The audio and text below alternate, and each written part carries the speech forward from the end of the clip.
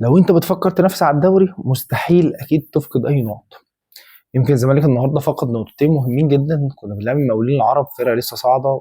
اكيد انت افضل بكتير، تاريخك وطموحك اللي انت بنيه للموسم والصفقات اللي انت عاملها بتجبرك اللي انت يبقى عندك طموح اللي انت عاوز تكسب الماتش وتنافس على بطوله الدوري.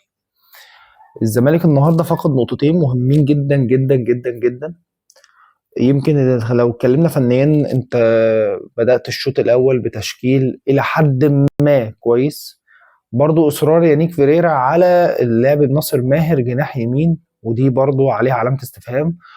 واستمرار عبد الله السعيد لحد الدقيقة 80 عليها 100 علامة استفهام. انت بدأت بالتشكيل بشكل واقعي جدا، محمد صبحي والاربعة اللي ورا والاثنين بتاع بخط النص.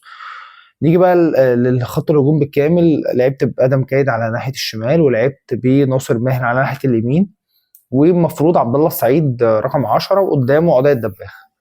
يمكن بعد تغييرات متاخره جدا خرجت ادم كايد وانا عندي علامه استفهام على خروج ادم كايد. خرجت بعدها عضية الدباغ وانا عندي 100 علامه استفهام على خروجه. عندي مشكله مع يانيك فيريرا، اللي انا الماتش الاولاني انا قلت المدرب قرا صح، قرا التشكيل صح، قرا اللي انت الديفكت عندك فين. لكن انت المره دي عملت تغييرات ولا اسوأ. تغييرات متاخره في توقيت سيء جدا. يمكن نامل ان انت حد يوصل لك اللي احنا الدوري ما ينفعش افقد فيه نقط. يعني دلوقتي المصري هو اللي اول الدوري ب6 نقط، الاهلي وبيراميدز وراك يعني زيك بالظبط دلوقتي كده، مع انك كان مدي لك فرصه حلوه جدا.